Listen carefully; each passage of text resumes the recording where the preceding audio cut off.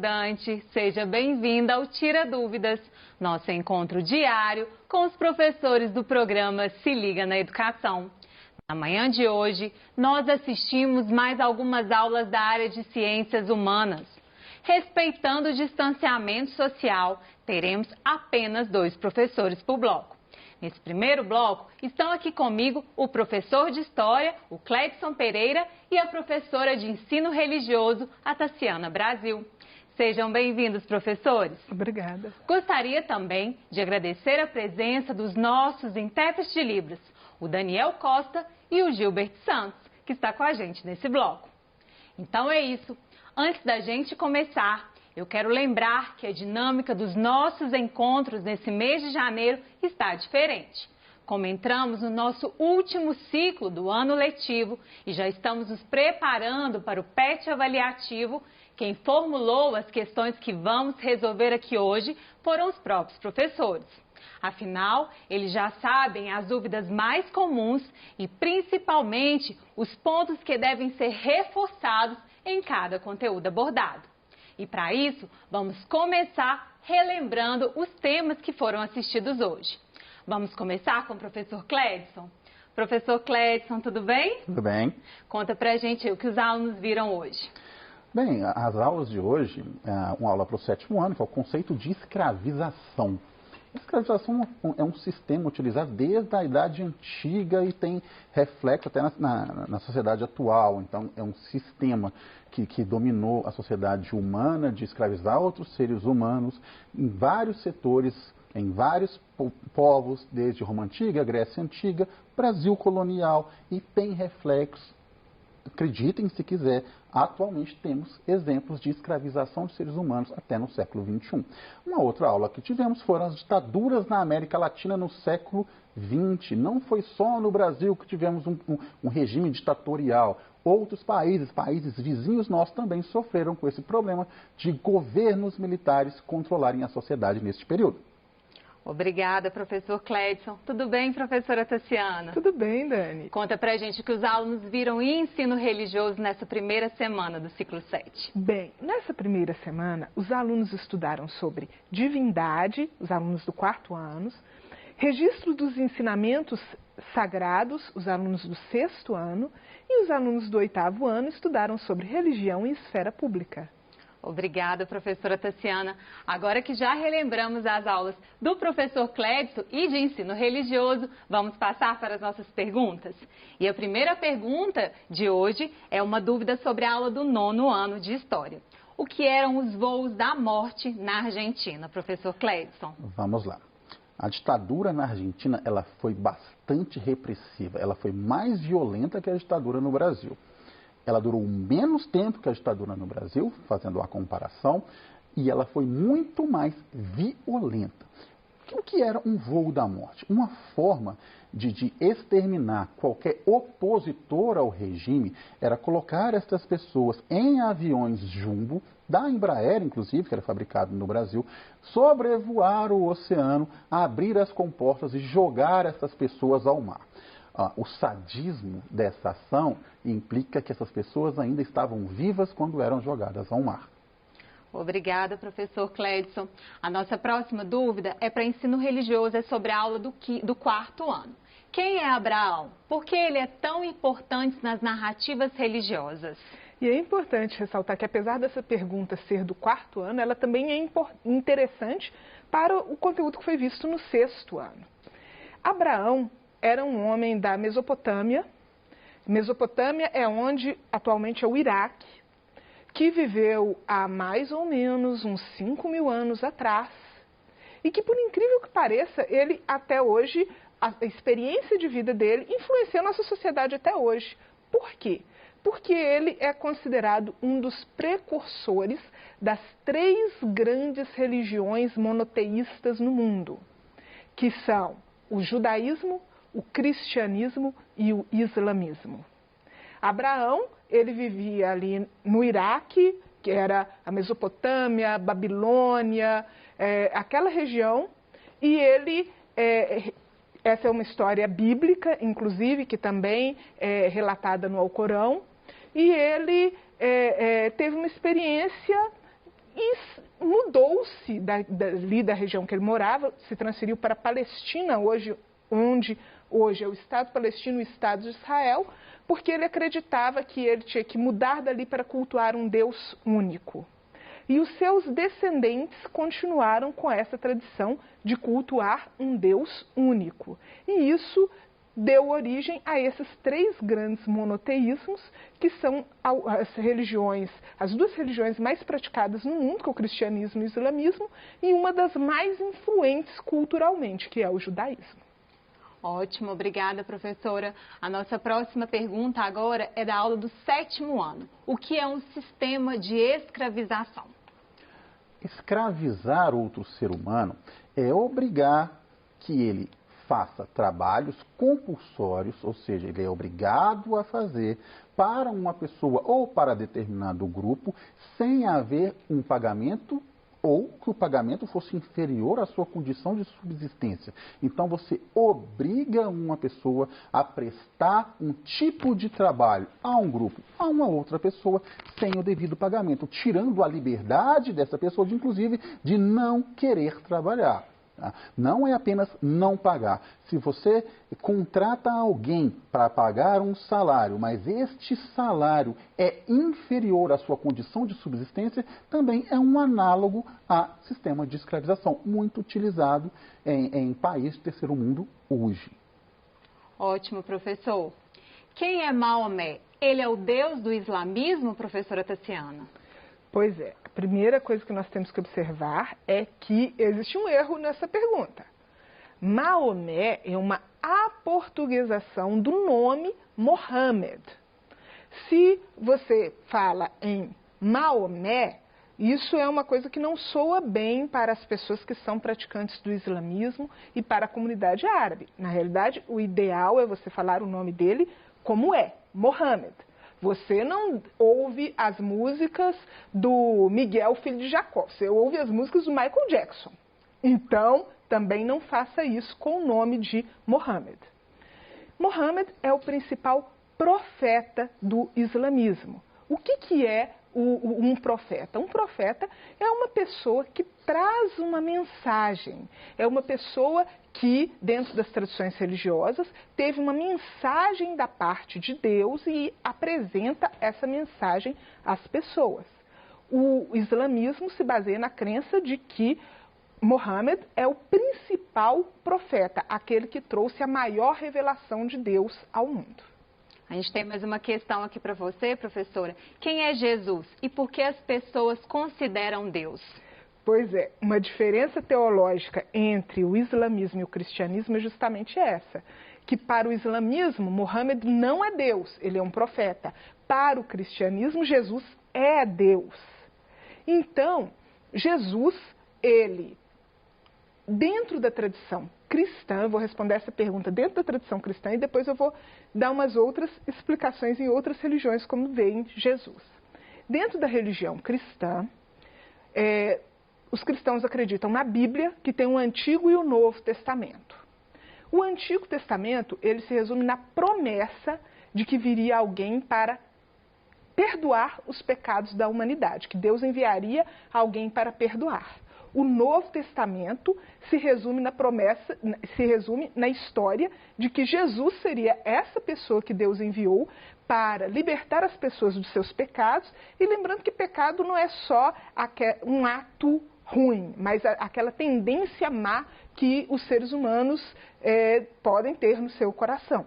Então, no caso do cristianismo, acredita que Jesus veio para libertar o ser humano desse pecado. Dentro do cristianismo, Jesus é uma figura divina, mas ele também é uma figura histórica. Era uma pessoa que viveu no século I e tinha suas características humanas. Existe, por exemplo, se você for pesquisar, existe o resumo do julgamento de Jesus pelo Império Romano. Você encontra isso na internet. Se você tiver oportunidade, procure, que é um texto interessante. E outras religiões também falam sobre Jesus. Por exemplo, o judaísmo. Algumas correntes do judaísmo reconhecem Jesus como um profeta, mas nunca como Deus como acontece dentro do cristianismo. O cristianismo vê Jesus como uma pessoa tão sagrada que ele não é só humano, é divino também. O judaísmo não reconhece isso. Para o judaísmo, é apenas mais um profeta como tantos outros que viveram. E o islamismo também vê Jesus como um profeta. Então, nós podemos falar, apesar de no Brasil o cristianismo ser tão difundido, ser tão comum falar em Jesus, mas existem outras religiões que veem Jesus de uma forma diferente do cristianismo. Obrigada, professora. A nossa próxima pergunta agora é do 9º ano. Havia crescimento econômico nos regimes ditatoriais, professor Cleidson? Sim, nos regimes ditatoriais, especialmente na América Latina, todos eles passaram por um momento de grande crescimento econômico. Isso não quer dizer que o país avançou economicamente. Inclusive, o Brasil passou por um período de grande crescimento nos anos 70, chamado Milagre Brasileiro. O que beneficiava? O que faz? Qual fator era essencial para esse crescimento econômico nestes países? A influência dos Estados Unidos. Os Estados Unidos, para garantir os seus interesses dentro desses regimes ditatoriais de direita, é bom lembrar que estamos em período de Guerra Fria. Os Estados Unidos têm um interesse muito grande em manter a direita no poder nestes países, vai financiar a economia. Mas os Estados Unidos quer o quê? O lucro como um retorno. Apesar do grande crescimento econômico, este dinheiro, essa renda, ficava na mão de 1% da população. A elite que dominava grande parte da população desses países ainda continuava na miséria. Ótimo, professor. Voltando aqui para o nosso ensino religioso sobre a aula do 8º ano. É certo dizer que a religião faz a civilização avançar? É polêmica essa resposta, né?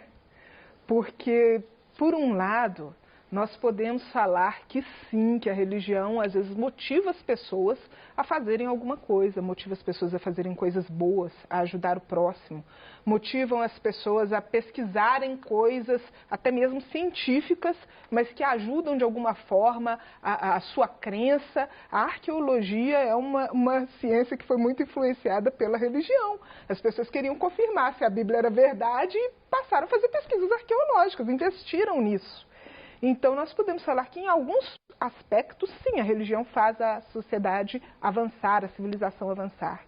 Mas nós não podemos esquecer também que grande parte dos preconceitos e das situações que nós percebemos na sociedade que foram mais cruéis, elas tiveram, sim, influência ou apoio das religiões.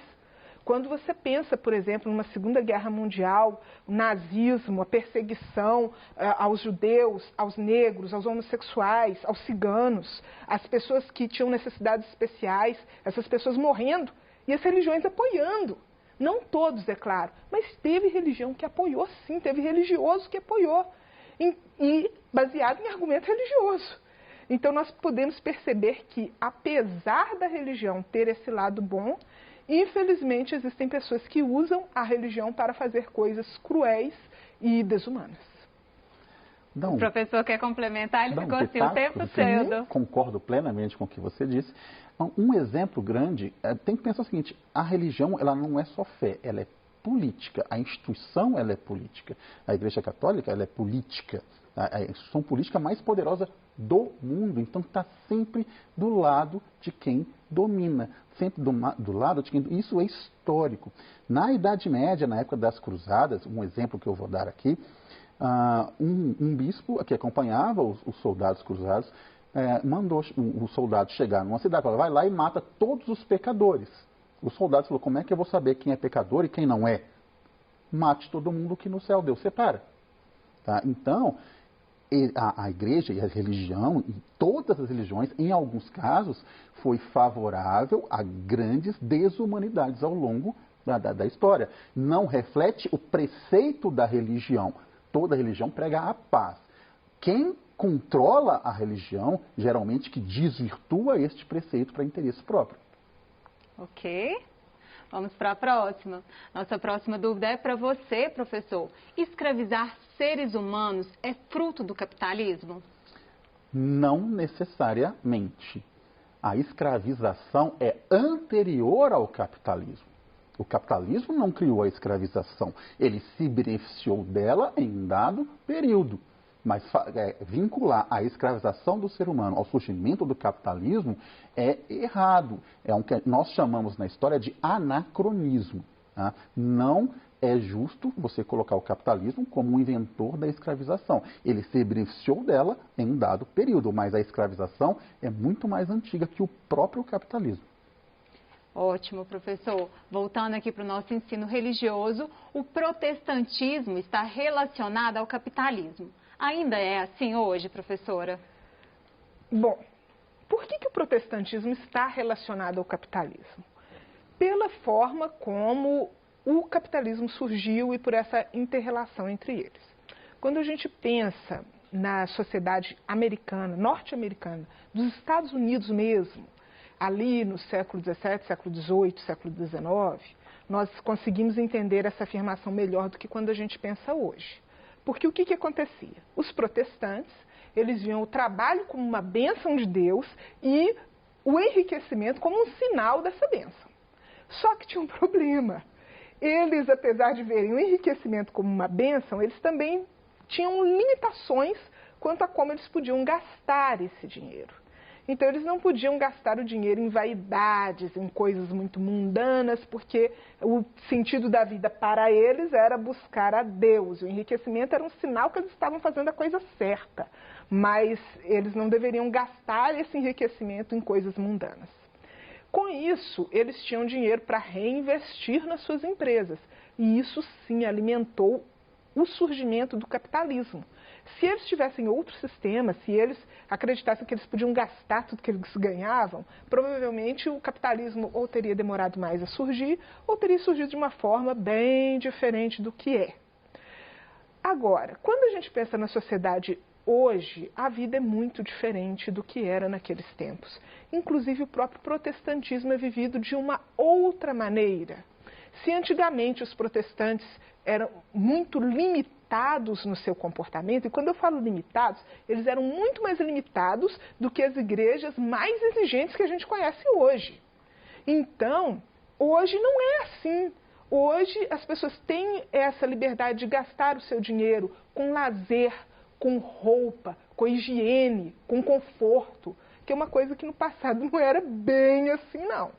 Então, a forma de lidar com o dinheiro é diferente, as oportunidades de construção da sociedade são diferentes, o que reflete também na experiência de trabalho, e a forma de viver a fé também é diferente daquela época. Então, estão interrelacionados, mas não da mesma forma. Ótimo, professora. A nossa próxima questão é sobre a aula do 6º ano. Por que as pessoas associam o islamismo ao terrorismo? Bom, o que acontece é o seguinte. Há pouco tempo atrás a gente falou sobre se as religiões fazem ou não fazem a sociedade avançar. O professor Cledson ajudou brilhantemente nessa resposta. E um problema hoje é justamente essa associação que as pessoas fazem do islamismo com o terrorismo. Já aconteceu de haverem terroristas ligados ao islamismo que agiram por motivações religiosas? Sim, mas isso não expressa o que é o islamismo. O islamismo, por mais que as pessoas às vezes falem que não, é uma religião que ensina amor, que ensina amor a Deus, que ensina amor ao próximo. Só que o que acontece? Porque houve alguns fanáticos religiosos que fizeram coisas erradas em nome de Deus, e aí as pessoas já começam, não, é o islamismo, ele é muçulmano, ele vai explodir uma bomba aqui agora mesmo. E a coisa não é por aí. Como nós falamos agora mesmo, se a gente fizer um levantamento, todos têm extremismos, né? Todas as religiões têm os seus extremismos. O errado é justamente o extremismo e o preconceito religioso. Se vocês pegarem na internet, vocês vão ver cristãos enforcando crianças africanas quando foram colonizadas, pelo simples motivo de não serem cristãs. Então, toda religião tem o seu extremo. Excelente, professores. Vamos para a próxima. Agora é para você, professor, uma pergunta sobre a questão do 7º ano. O que é escravização e por cativos de guerra? Vamos lá. A expansão do mundo antigo de império para império era muito vinculada a tomar território de outras nações, de outros povos. Para isso se faziam guerras. Então, a nação vencedora, o povo vencedor, vamos pegar aqui o Império Romano, que talvez seja o melhor exemplo, quando dominava uma região, escravizava os derrotados. Se você fizesse parte de um povo que perdeu uma guerra, especialmente para Roma, você se tornava escravo de Roma. Teria que pagar impostos a Roma e trabalhar de forma análoga à escravização para aquele vencedor. Ótimo, professor. A nossa próxima questão é sobre a aula do 4º ano. Professora, conta para a gente, para os nossos alunos do 4º ano, quais são as religiões de origem abrâmica? Sim, as religiões de origem abrâmica nós já falamos hoje, que são o judaísmo, o cristianismo e o islamismo. Todas essas religiões, elas são dependentes de alguma forma da experiência de Abraão de escolher adorar um Deus único. Ótimo, professora. Agora para a gente, no 8º ano, uma questão. Como a crença de uma pessoa pode motivá-la a fazer coisas boas? Olha, quando a gente pensa nas religiões, a maioria delas tem sim esse princípio de amor ao próximo, tem esse princípio de valorização da vida, de valorização do melhor que a humanidade pode oferecer. Então, apesar das tradições religiosas serem diferentes, com certeza a sua tradição religiosa pode ter algum princípio que vai te ajudar a valorizar a vida, valorizar o próximo e a te escolher fazer coisas boas. E lembrando que as pessoas que não têm crença religiosa, elas também podem se motivar naqueles princípios bons, nos princípios éticos que norteiam a humanidade e fazer os seus atos de bondade, de caridade, de amor ao próximo. Obrigada, professora. Voltando aqui para a história, uma questão do 9º ano. Professor Cleidson, qual o interesse norte-americano no surgimento de ditaduras na América Latina? Vamos lá. A segunda metade do século XX é pautada pela polarização entre Estados Unidos e União Soviética, o bloco capitalista versus o bloco comunista. Tivemos um exemplo que afetou muito os Estados Unidos na América, que foi a Revolução Cubana. Cuba se torna socialista nos anos 60, ou seja, um país que está praticamente no quintal dos Estados Unidos se torna um satélite da União Soviética, um inimigo. Então, os Estados Unidos vão começar a fomentar o surgimento de governos de direita, ditatoriais, nos outros países da América Latina, para impedir a influência da União Soviética sobre estes países. No Brasil foi assim, no Uruguai foi assim, na Argentina foi assim, no Chile foi assim. Sempre que havia um surgimento popular de esquerda nestes países, os Estados Unidos fomentavam uma revolução de direita. Obrigada, professor Cleidson. Chegamos ao final do nosso primeiro bloco do Tira Dúvidas da área de Ciências Humanas. No próximo bloco, teremos a participação do professor de História, o Leonardo Greco, e do professor Cleidson, que continua com a gente. Eu agradeço a presença e a participação da professora Tassiana. E você, estudante, fique ligado. Já já estaremos de volta. Não saia daí.